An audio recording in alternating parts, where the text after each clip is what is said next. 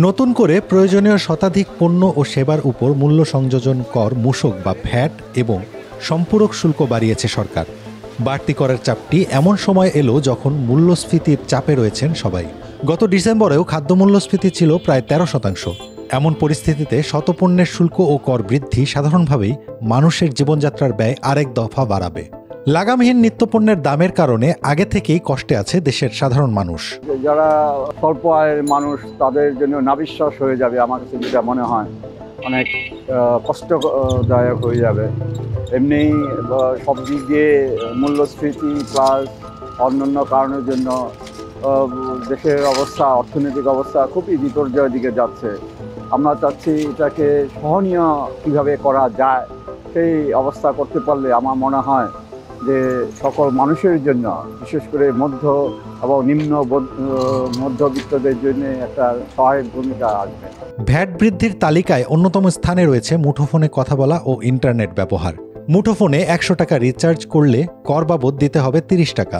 বিশেষ করে ইন্টারনেটের দামে যে ট্যাক্স বাড়ানো হয়েছে, এখন 100 টাকা ইন্টারনেটে 56 টাকা ট্যাক্স দেওয়া লাগে। আমাদের শিক্ষার্থীদের অনেকে আছে যে পড়াশোনার জন্য ইন্টারনেট খুবই প্রয়োজনীয় একটি জিনিস, তো সেক্ষেত্রে আমাদের ইন্টারনেটে ভ্যাটের কারণে অনেক প্রভাব পড়েছে। শীতাতপ নিয়ন্ত্রিত রেস্তোরাঁয় খাওয়ার খরচ বাড়বে, কারণ আগে দিতে হতো 5% ভ্যাট, সেখানে এখন 3 গুণ বেড়ে নতুন করে ভ্যাট হয়েছে 15%। যেহেতু জিনিসপত্রের দাম এখন ঊর্ধ্বগতি, ট্যাক্স বাড়ছে, কিছুদিনের মধ্যে শুনলাম রেস্টুরেন্টেও ট্যাক্স বাড়ছে। আমি একটু আপনাকে বলি, বর্তমান সময়ে ঢাকা শহরে ঘোরার জন্য কোনো জায়গা আছে?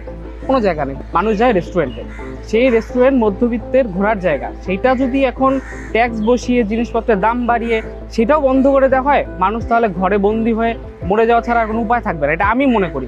এছাড়া মূল্যবৃদ্ধির আশঙ্কা রয়েছে ওষুধ, মিষ্টি, এলপি গ্যাস, আমদানি করা ফল ও ফলের রস, ড্রিঙ্ক, বিস্কুট, চশমার ফ্রেম, বিভিন্ন ধরনের টিস্যু, সিগারেট সহ নানা পণ্যের উপর। এসব পণ্যভেদে 15 থেকে 30% সম্পূরক শুল্ক এবং 15% ভ্যাট বসানো হয়েছে। আবগারি শুল্ক বাড়ানোয় আকাশপথে ভ্রমণে খরচও বাড়বে।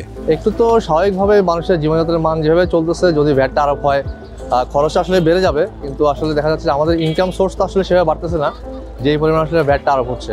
নিজস্ব ইনকাম সোর্স থেকে আমি যতটুকু ইনকাম করতাম, তো সেটুকু দিয়ে আমার ভালো মতো আর কি নিজের মাসটা আর কি ঠিক মতো চলে যেত।